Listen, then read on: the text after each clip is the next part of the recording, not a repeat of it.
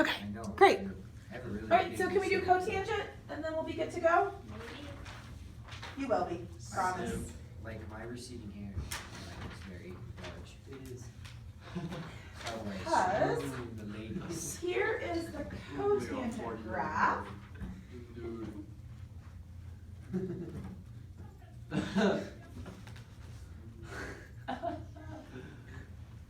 don't know why it's like this. I can grow And hair that's so the wrong one. thoroughly in some places, not others. Alright, That was not meant to be taken that way.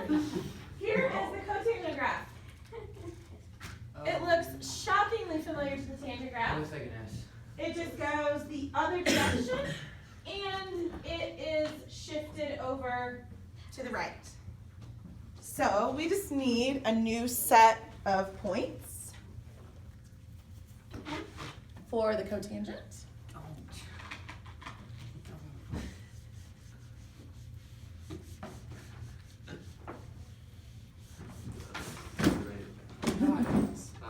Calm down. Relax. Alex, you simp. Why have you done He this? called me a simp. Okay, so if you notice from this graph, the period, however, even though it's shifted to the right, the period is still pi. Yeah. The period has not changed, so the period is still pi for the cotangent graph.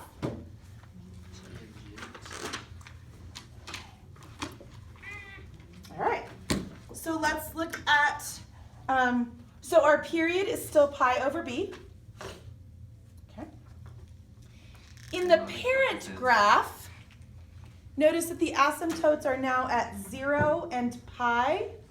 So the asymptotes are at 0 and the period.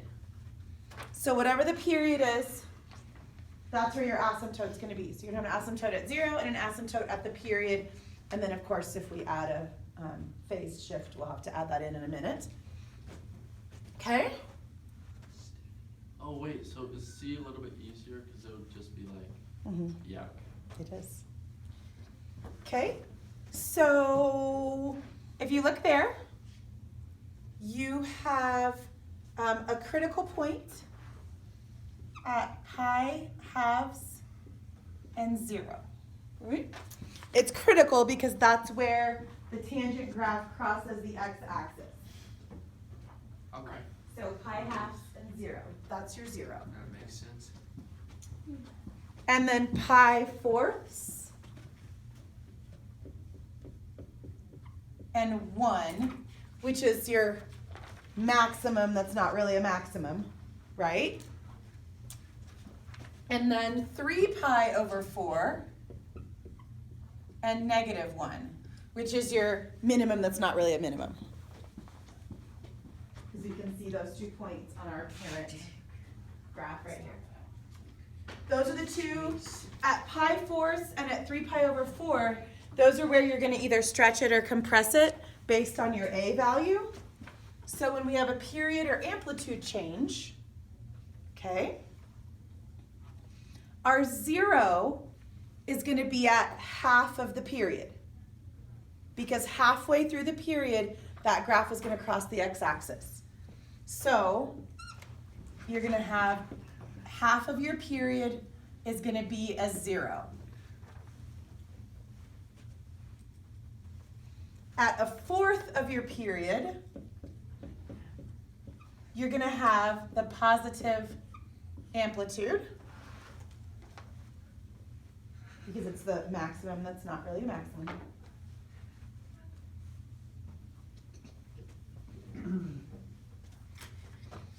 And at 3/4 of your period, you're going to have your minimum that's not really a minimum.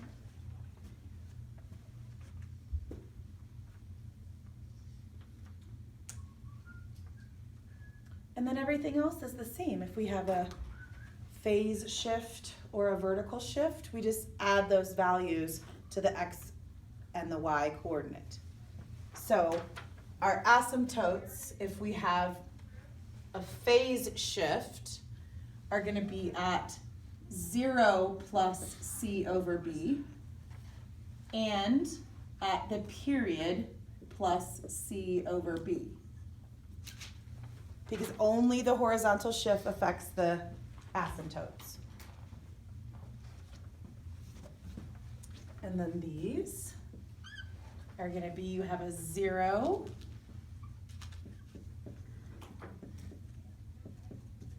oops.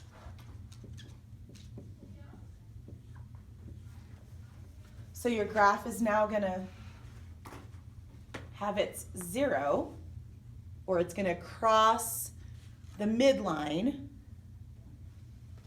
at half of the period plus whatever the phase shift is. And we're going to have a fourth of the period plus the phase shift is going to be your amplitude plus the phase shift, or plus the vertical shift. And then 3/4 of the period plus the phase shift is going to be negative A plus D.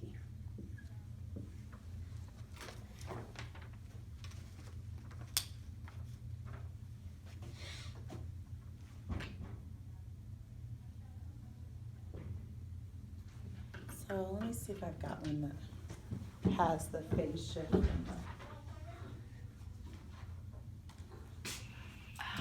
What is that? Let's try this one.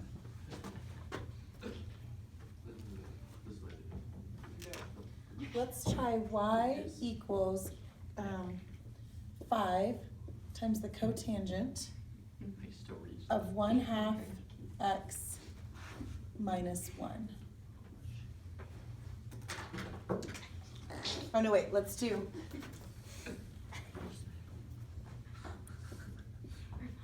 Let's do that.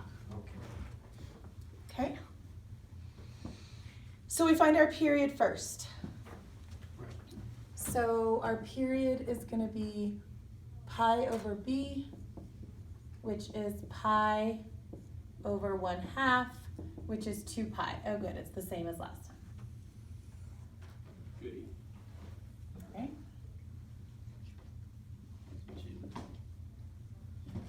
What is it?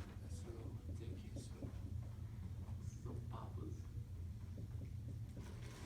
Okay. All right, so let's do our asymptotes. Do we have a phase shift? No. We do not. Because the C value is 0, right? There's no C value here. So C value is 0, so we don't have a right-left shift. So our asymptotes are at 0 and the period. Okay, so 0, So, oh, I didn't do enough. 0 and 2. What was our period? 2 pi. 2 pi. So I have asymptotes at 0 and 2 pi. Okay. So then let's do our points. So our points are going to be at half of the period. Okay, so 2 pi divided by 2, we're going to have the amplitude, or we're going to have 0 plus the D value. So it's going to be 0 plus negative 1, right? Because this is plus negative. So we're going to have 0 plus negative 1, so we have negative 1. So at pi, it's going to be negative 1. So, but remember, this is our new midline. Oh, question. Yes. So when you don't have a C Mm-hmm. and you're trying to find out what C over B is, what do you do in that situation? C is 0. C is just 0. So 0 over b is 0. So that's why we don't have a phase shift. Okay, yeah, that makes sense. Okay, good question. Okay, so remember, D also gives us our new midline, so it makes sense that this is the 0. This is where we're going to cross the midline. Okay, at pi and -1. So now we need the period divided by 4 and a plus d. So the period is 2 pi divided by 4, and then we have, oh wait, oh no, I'm right. So 5, because that's our a value, plus -1 is -4. Or I'm sorry, 5 plus -1 is 4, and this is pi halves. So we have pi halves, and 4 is one of our points. So pi halves, 1, 2, 3, 4. Okay. Then I want 3/4 of the period. So 3 times 2 pi over 4. And then I need the -a plus d. So -5 plus -1 is -6. So 3 pi over 2 and -6. So -1, 2, 3, 4, 5, 6. Which makes sense because this point where it crosses the midline should be halfway between the two verticals and halfway between the two horizontals. So that gives us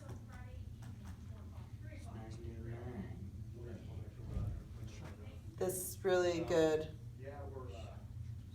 How do you even draw that? I don't, it's like so little of a curve that it's hard to draw for me. You make your y-axis. I think I'm retarded. Right.